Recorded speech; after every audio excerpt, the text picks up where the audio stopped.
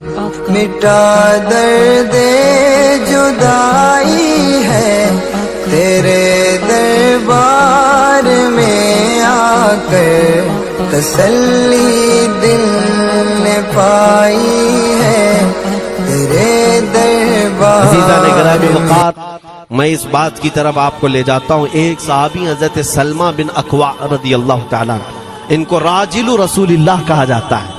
حضور صلی اللہ علیہ وسلم کے ایسے سپاہی جتنے غزوات میں گئے، جتنی جنگوں میں گئے، کبھی گھوڑے پر نہیں بیٹھے، پیدل، اور وہ ایسا پیدل چلتے تھے کہ کوئی گھوڑا بھی ان کے ساتھ نہیں پکڑ پاتا ان کو جب وہ بھاگتے تھے۔ گھوڑا بھی اپنی تیز رفتاری کے باوجود انہیں نہیں پکڑ پاتا۔ ان کو وہ لقب ملا تھا راجل رسول اللہ، چھل کر کے سفر کرنے والا رسول اللہ کا سپاہی۔ ایک بار ایسا ہوا، ایک بنو قارہ کا شخص جس کا نام عبد الرحمن ہے، یہ منافق تھا، خبیث تھا۔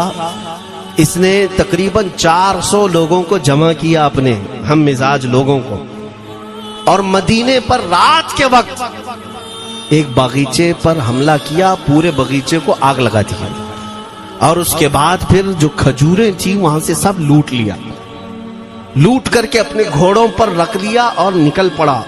اس وقت سوائے حضرت سلمہ بن اکوع کے کوئی نہیں تھا۔ ادھر 400 لوگ لوٹ مار کر رہے ہیں اور کھجوریں جمع کر رہے ہیں، اور یہ تنہا صحابی۔ اس صحابی کا حال یہ ہے، گھوڑا بھی نہیں ہوتا تھا کبھی نہیں۔ اب ان کو جلال آیا کہ میرے مصطفیٰ کے شہر کی ایک کھجور بھی میں باہر جانے نہیں دوں گا جو چوری کر کے جا رہا ہے۔ اس کے بعد آپ نے پیچھا کرنا شروع کیا، اور حقیقت دیکھیں، آپ جب حدیث پڑھیں گے، اعلیٰ حضرت نے الملفوظ میں بھی اس کو نقل فرمایا، جب تک میں یہ حدیث پڑھ رہا تھا اتنی ہنسی بھی آتی ہے، اور ان کی اس بہادری پر دل کھل جاتا ہے اور سینہ چوڑا ہوتا ہے کہ وہ اکیلے کس بات پر بھاگ رہے تھے، ان کے پیچھے 400 لوگوں کے پیچھے بھاگ رہے۔ اچھا، کوئی یہ کہے کہ نادان آدمی ہے، 400 لوگوں کو نہیں دیکھ رہا، اکیلا بھاگ رہا ہے، ہو سکتا ہے ان کو کوئی کہہ دیا ہو، لیکن مجھے حیرت ان 400 پر ہو رہی ہے جو ایک سے ڈر کے بھاگ بھی رہے تھے، وہ بھی بھاگ رہے ہیں۔ ایک دوڑا رہا ہے اور 400 بھاگ رہے ہیں۔ وہ عبد الرحمن قارہ کا رہنے والا قاری بھاگا جا رہا ہے اور سب سے کہہ رہا ہے سلمہ بن اکوع سے اپنی اپنی جان بچا لو۔ اسی لیے میں کہتا ہوں یہ بزدل قومیں ہیں، میرے مصطفیٰ کے غلاموں کا مقابلہ کرنے کی سکت نہیں رکھتی جس کے سینے میں عشق مصطفیٰ ہو۔ 400 بھاگتے رہے اور یہ بھگاتے رہے بہت دور تک۔ جب حضرت سلمہ بن اکوع بھاگتے تھے تو گھوڑے بھی پیچھے پڑ جاتے، اور آپ جیسے جیسے کوئی گھوڑ سوار آتا اس کی ٹانگ پکڑ کر کھینچتے اور اس کی گردن پر پیر رکھتے، پھر آگے نکل پڑتے تھے۔ نہ جانے کتنوں کو انہوں نے تنہا اپنے ہاتھوں سے گرایا، کوئی مقابلہ کرنے کو تیار نہیں، گراتے بھی ہیں اور ان کی گری ہوئی کھجوریں جمع بھی کرتے ہیں کہ مجھے مدینے واپس لے جانا ہے۔ اس صحابی کو میں پڑھتا ہوں، عزیزان گرامی، کھجوریں جمع کرتے رہے اور انہیں بھگاتے رہے، اخیر میں وہ 10-10 کی ٹکڑیوں میں بدل گئے۔ وہ عبد الرحمن قارہ کا رہنے والا وہ کہنے لگا ایک ساتھ مت بھاگو، یہ اکیلے سب کو بھگا رہا ہے، 10 ادھر جاؤ، 10 ادھر جاؤ، 10 ادھر جاؤ۔ ظالموں، پلٹ کر میرے مصطفیٰ کے غلام کا مقابلہ کر کے دیکھتے ہیں، لیکن کسی سے نہیں ہوا۔ وہ پہاڑ کی چوٹیوں میں چلے گئے، حضرت سلمہ بن اکوع پہاڑ پہ بھی چڑھنے لگ گئے۔ تو عبد الرحمن قارہ وہ کہتا ہے وہیں سے چیخ کر کے، سلمہ بن اکوع تم کو کیا چاہیے، کیوں پیچھا کر رہے ہو؟ کہا میں شہر رسول کی ایک کھجور بھی جب تک تمہارے پاس ہوگی پیچھا کرتا رہوں۔ اس نے وہیں سے اپنے سارے ساتھیوں کو پکار کر کہا سارے لوگ کھجوریں پھینک دو، اپنی جان بچاؤ۔ سبوں نے کھجوریں دے دی۔ حضرت سلمہ بن اکوع پوری کھجوریں جمع کی، کتنوں کو رونتے ہوئے واپس آنے لگے۔ جانتے ہیں ایک صحابی اور ہے حضرت ابو قتادہ، جن کو فارس رسول اللہ کہا جاتا ہے، ان کا گھوڑا دوڑتا ہوا، ان کو دوڑاتا ہوا حضرت ابو قتادہ اس پر ہیں اور 10 لوگ اور ساتھ ہیں۔ وہ حضرت سلمہ بن اکوع کی مدد کے لیے آ گئے۔ جب وہ آئے تو یہ اکثر کو تو گرا چکے تھے، کھجوریں لے بھی چکے تھے۔ حضرت ابو قتادہ 10 صحابہ کے ساتھ جب آئے حضرت سلمہ بن اکوا کی اور مدد ہو گئی. اب یہ مدینے آنے لگے تو توجہ چاہتا ہوں. حضرت سلمہ بن اکوا نے پوچھا میں تو اکیلا دوڑا رہا تھا, کوئی مجھے نہ دیکھا تھا نہ یہ واقعے کی کسی کو خبر تھی, تم یہاں تک کیسے آئے؟ تم کو کس نے بھیجا میری مدد کے لیے؟ مسلمانوں یاد رکھو, میرے مصطفیٰ کی وفاداری میں جب کوئی نکلتا ہے تو کہاں سے مدد آتی ہے اندازہ بھی نہیں ہوتا. حضرت سلمہ بن اکوا نے ان سے پوچھا ابو قتادہ سے تم آئے کیسے؟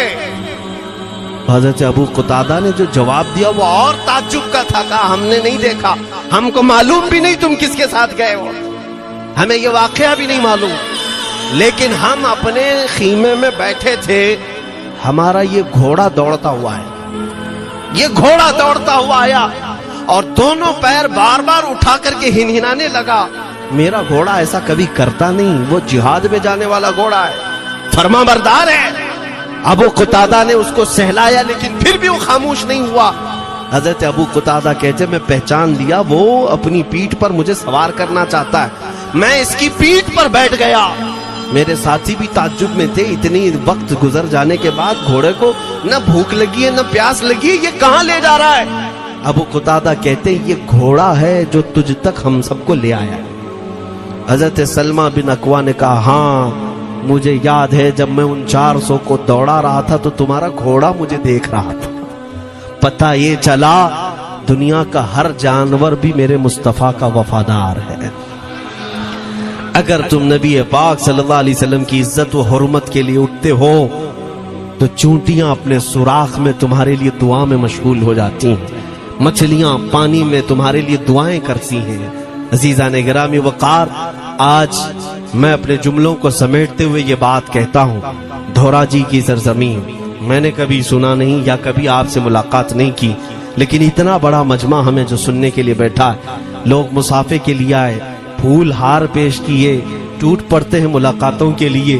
میں اکثر جلسوں میں بھی اور اپنے پروگراموں میں یہ کہتا ہوں, مجھے جو آپ عزت کی نگاہ سے دیکھتے ہیں یا ملنا چاہتے ہیں یا دیکھنا چاہتے ہیں یا سننا چاہتے ہیں تو وہ اسی لیے نہیں ہے کہ کسی باپ کا بڑے باپ کا بیٹا ہے یا کسی سیاسی پارٹی کا نیتا ہے.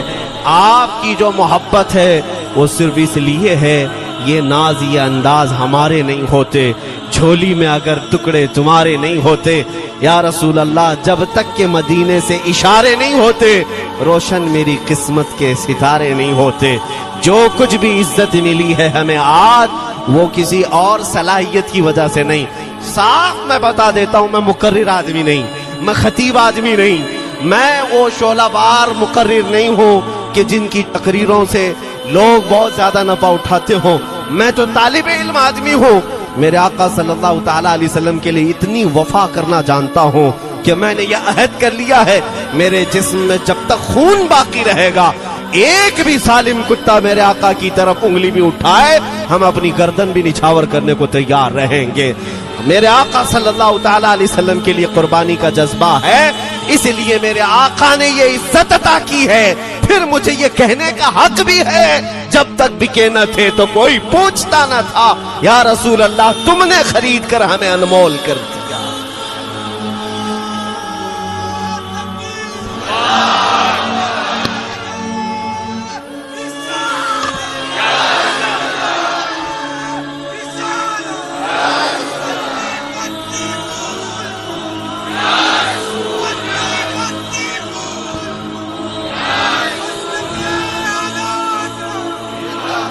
میرے عزیزوں, اس بات پر آج تمہارا اتحاد ہونا ہے, آج تمہارا اتحاد ہونا ہے.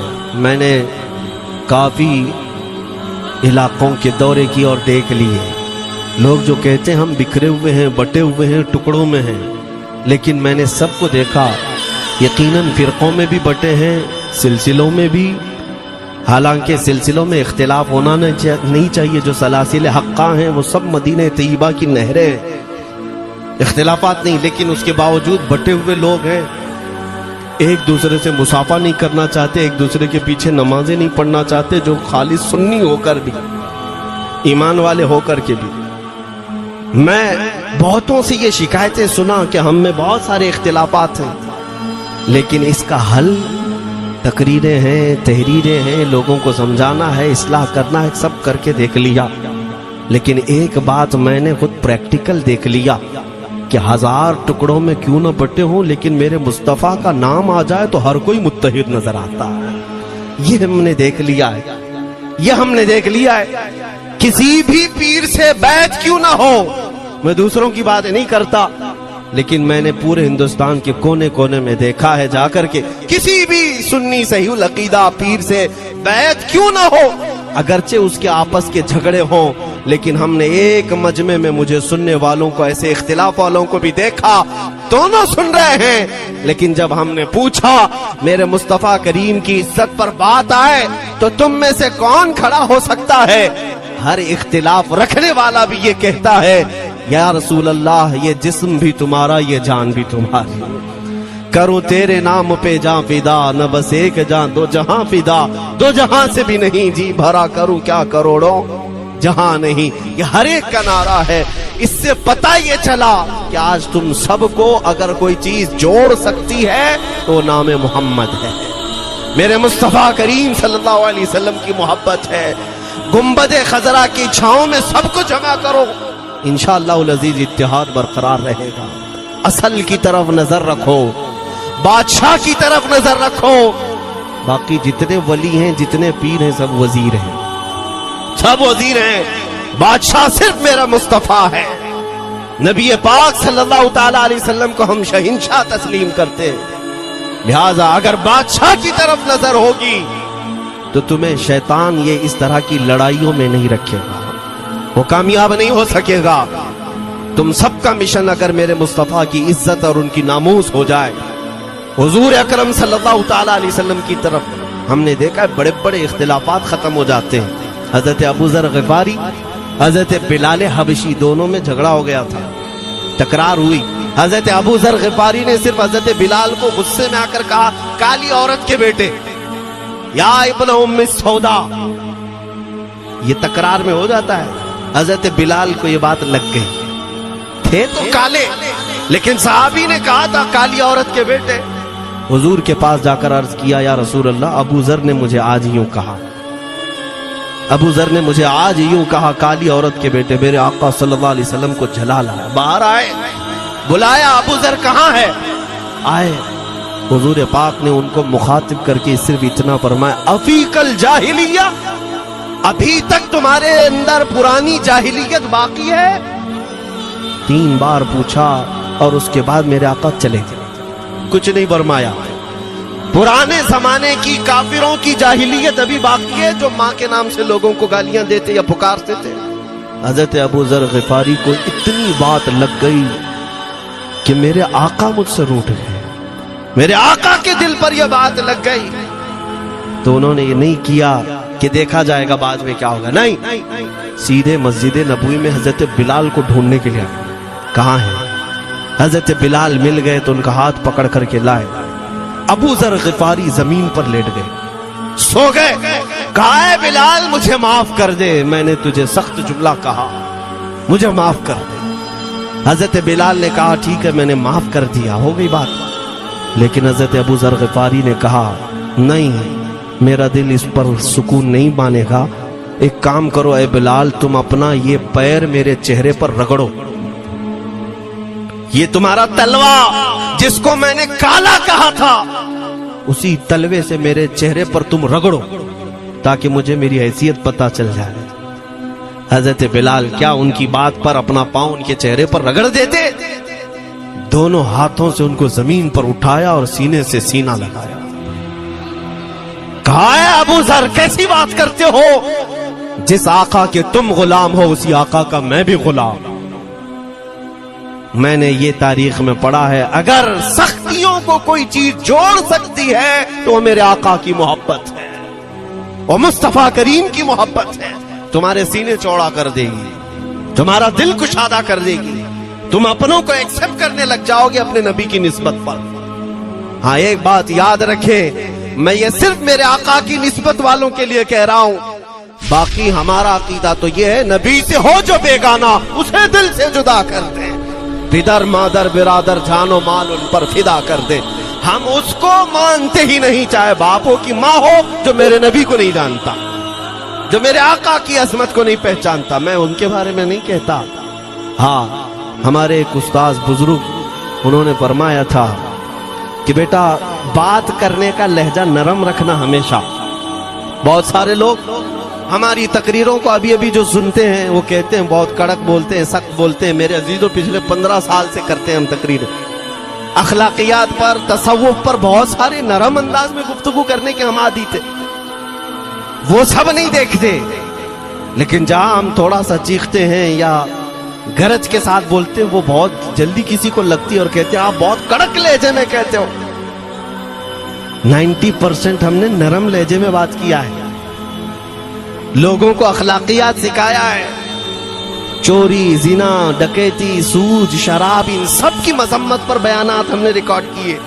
وہ سب نظر نہیں آتا، لیکن سخت جملے بہت جلدی نظر آتے ہیں۔ لیکن یہ میں کیوں کرتا ہوں وہ بھی آپ کو بتا دوں۔ ہمارے ایک بزرگ استاد نے فرمایا، کہا کہ بیٹا نرم گفتگو کرنے کی عادت رکھنا، اس لیے کہ میرے آقا صلی اللہ علیہ وسلم کی سنت ہے نرمی سے کلام کرنا۔ لیکن ایک بات یاد رکھنا، زندگی بھر نرمی سے بات کرو، لیکن مصطفیٰ کریم صلی اللہ علیہ وسلم کی اہانت یا دشمنی کسی میں دیکھو تو پھر نہ تمہاری زبان میٹھی ہونی چاہیے، نہ دل نرم ہونا چاہیے، نہ دماغ ٹھنڈا ہونا چاہیے۔ ہاں، یہ ایمان کا تقاضا ہے۔ ہم جو سخت بات کرتے ہیں لوگوں کو ایسا لگتا ہے کہ اتنا کڑک نہیں بولنا چاہیے۔ تمہیں پتہ بھی نہیں حضرت عمر فاروق کتنا بولتے تھے۔ ہاں، عمیر بن وہب ایک شخص تھا جو حضور کے قتل کا ارادہ کر کے آیا تھا مکہ سے۔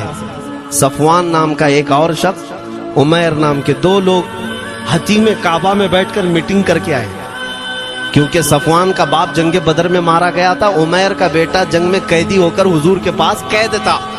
دونوں کا پرابلم سیم تھا، دونوں لوگ حتیم کعبہ میں بیٹھ کر کے فیصلہ کرتے ہیں۔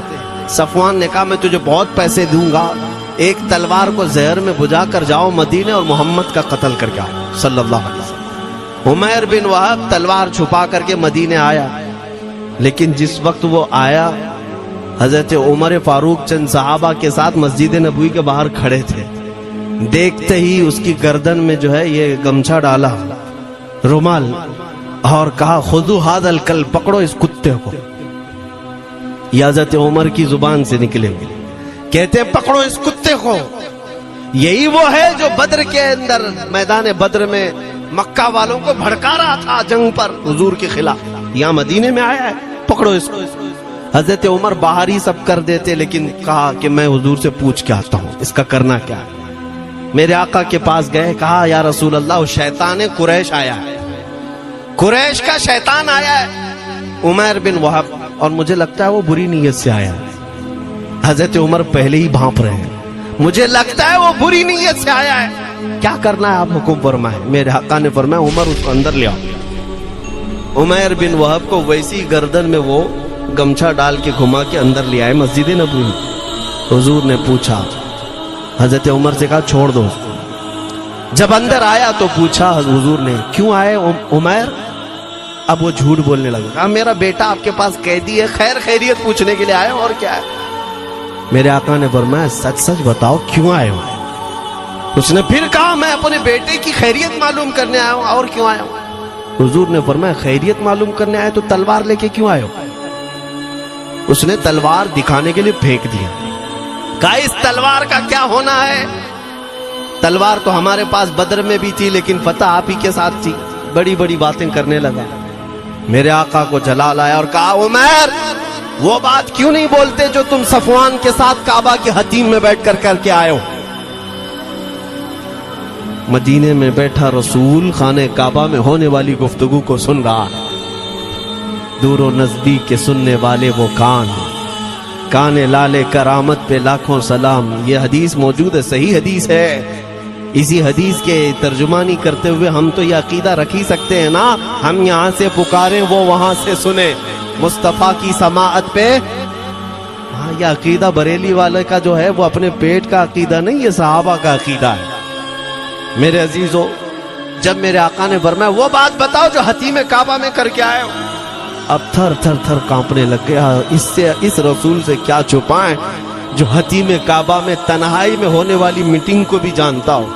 کہا اب میں کیا بتاؤں جب آپ کو سب معلوم ہے. اب میں جو کہنا چاہتا ہوں وہ یہ ہے اشہد انک محمد رسول اللہ. میں گواہی دیتا ہوں کہ آپ محمد اللہ کے رسول ہیں صلی اللہ علیہ وسلم. ایمان لے آئے.